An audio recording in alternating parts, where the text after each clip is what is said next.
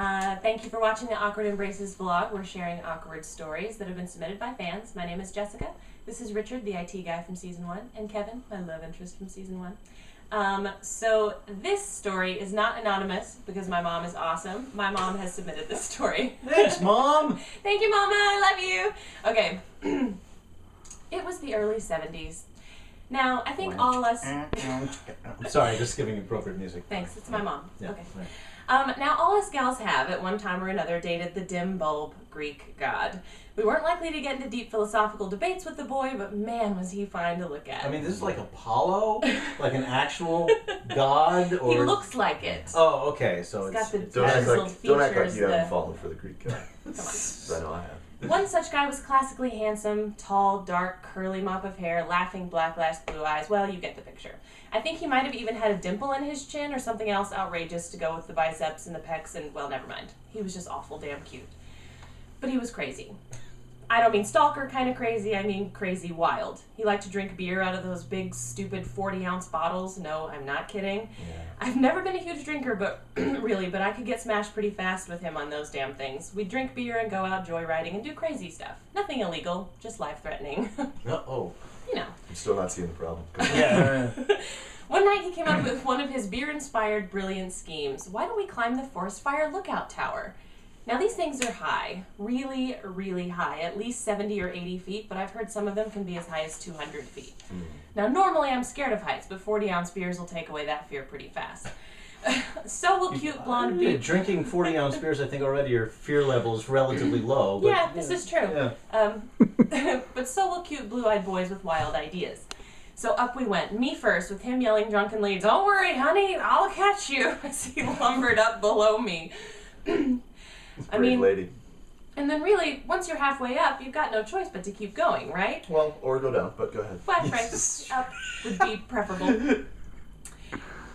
By the time we reached our glorious destination, it was clear that neither one of us had, like, a key to get into the actual tower, so we had to cling like buzzards to the observation deck while freezing wind whipped my hair into my eyes and sobered me up immediately.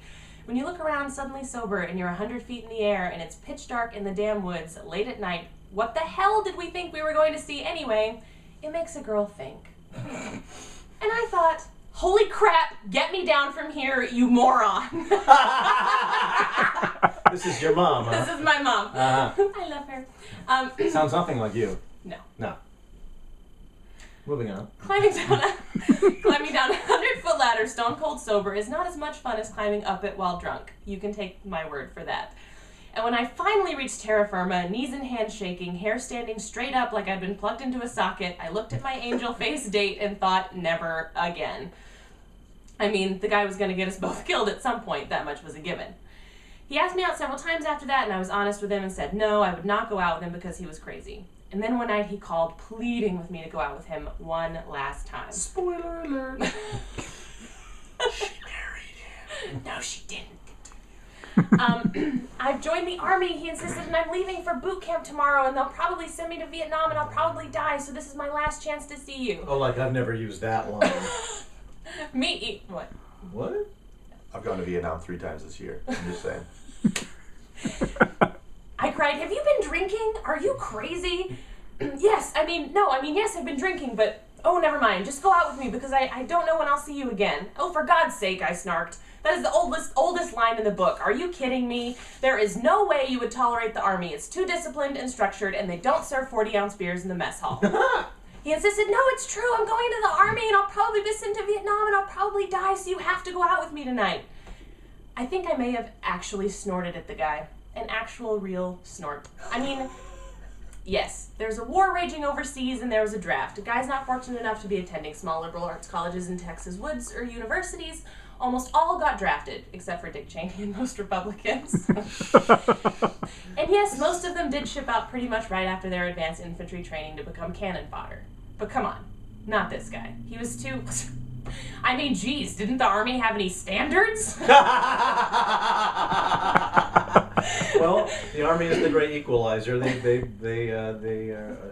accept pretty much everybody without consideration of their background, wealth, education, or ability. So, you know. Yeah. You may be thinking of the Marine Corps. Oh, that's not nice. My No, brother's a Marine. kidding. I'm kidding. I'll have him kick your butt. No, I'm kidding. Okay. I didn't get into either. So, So I didn't go out with him. I'd had enough of his bullshit and his big beer bottles and his crazy. A couple of weeks passed and I ran into one of his buddies on campus. I said, what's his name? Dave or Steve or Rob or whatever the hell it was. I haven't seen him in a while. He goggled at me and said, I thought you knew. He's in boot camp. He'll probably go to Vietnam. He tried to get you to go out with him on his last night home. Oh man, all these years later, my cheeks burn at the memory. Poor crazy bastard. I never heard what happened to the guy. He probably came back positively bedecked with ribbons and awards because apparently crazy can actually be an admirable trait on the battlefield. As for me, well, sometimes I wonder what on earth could have possibly ever persuaded me to climb drunkenly up 100 feet in the pitch dark of a forest fire lookout tower. I mean, I hate to think that all it took was laughing, black-lashed blue eyes, and a giant bottle of beer, but apparently the Army's not the only thing that lacked standards in those wild days. excellent. Strangely enough, I hear there was a guy in Vietnam who climbed up a 100-foot fire watch tower Really? and saved an entire platoon. Might have been that guy. I hope so. It was, yeah. All right. Thank you for a great story, and thanks for joining us. We'll see you soon with another one. Bye-bye.